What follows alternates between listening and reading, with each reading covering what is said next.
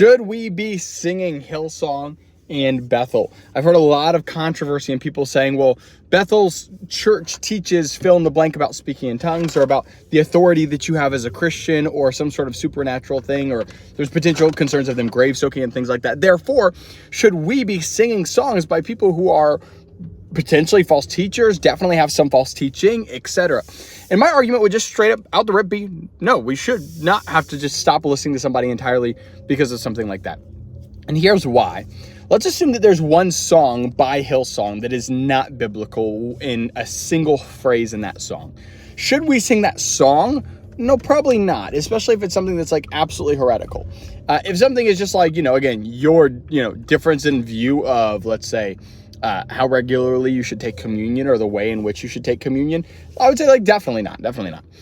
If we're talking about something that's like you don't understand the poetry in it, then I would say like, yeah, I would just say that let's not be super nitpicky on people using poetic terms when they're talking about Bible kind of topics, right? So I would say, again, no to that. If something is straight up saying something that is not actually found biblically, or that is contradictory to the Bible, then I would say, yeah, let's not sing that song. But would I not sing anything by them because that one song or one teaching by them was something I didn't like? Well, no, I would not have that play any relevancy in whether I listened to their music or would play their songs in general. Why? Well, simply put, we as Christians, we listen to pastors when we don't agree with them. We might not agree with, if you're mature as a Christian, you would listen to a pastor even though you don't agree with everything the pastor said. I'm sure that the local church that you go to, somebody in leadership there has said something that you're like, I'm not fully down with that, but you still listen to them. So what if I said, your teacher is your pastor is a false teacher, or we should not listen or respect your teacher, your pastor, because he has one teaching that I wasn't okay, or agreeing with every word he said throughout the entire sermon? You'd say, well, that's a little bit far. That's probably a little bit legalistic. Well, why would it not be the same way when we're talking about somebody like a Hillsong or somebody like a Bethel church, when they have either teachings from just their church that are pretty much unrelated to their music, by the way, or something that is said from the actual song itself that I don't agree with that specific song? That should not play any relevancy whether you will listen to any song by that artist, because again, that artist has plenty of things that they believe, just like a preacher has plenty of things they believe. That just happens to not be one of their correct beliefs. So again, we do not let one singular belief determine whether we listen to somebody as a minister or as a preacher at large. We will simply take the thing that they said, say that is not a good teaching. We'll remove the teaching, but keep the teacher. Does that make sense? Same thing goes with worship leading. We will not listen to that worship song, but that doesn't mean that we just disregard that worship leader. We need to be so much more considerate in our Christian walk by being gracious towards other people who are in the body of Christ, and not be so quick to just call them a false teacher, false prophet. Let them know why we think that they're going to be going to hell, or why they're not actually born again, or why they're wolves in sheep's clothing. Like, guys, they're trying to make songs that are like worship, and worship to God. And then the last point I want to make on this video is this.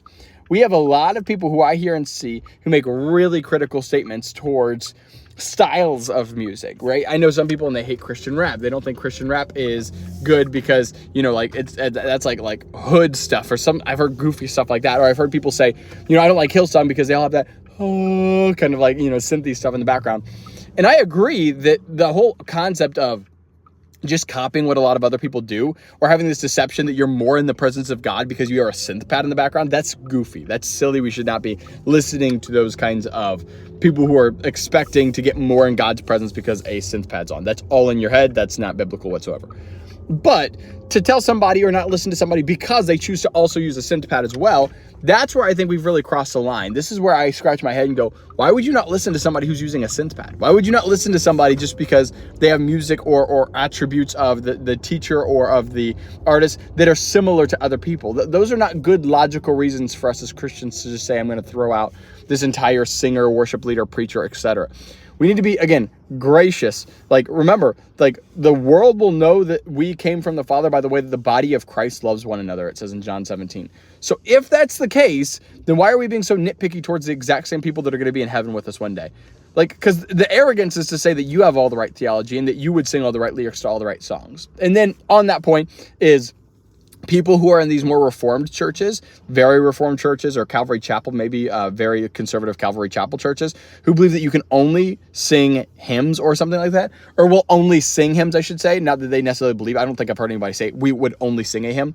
But believing that hymns are the only things that are biblical, I think is also very, very silly. I think that especially if your church's intentionality is to be evangelistic, meaning reaching lost people, then I think it's really silly to play only music that they would never even be comfortable listening to, and would make them literally to a point where they potentially would never come back because of the kind of music that they hear. And we have all these lights and light shows and fog machines, which is a very regular and common thing. Not that those things are sin, but I'm just saying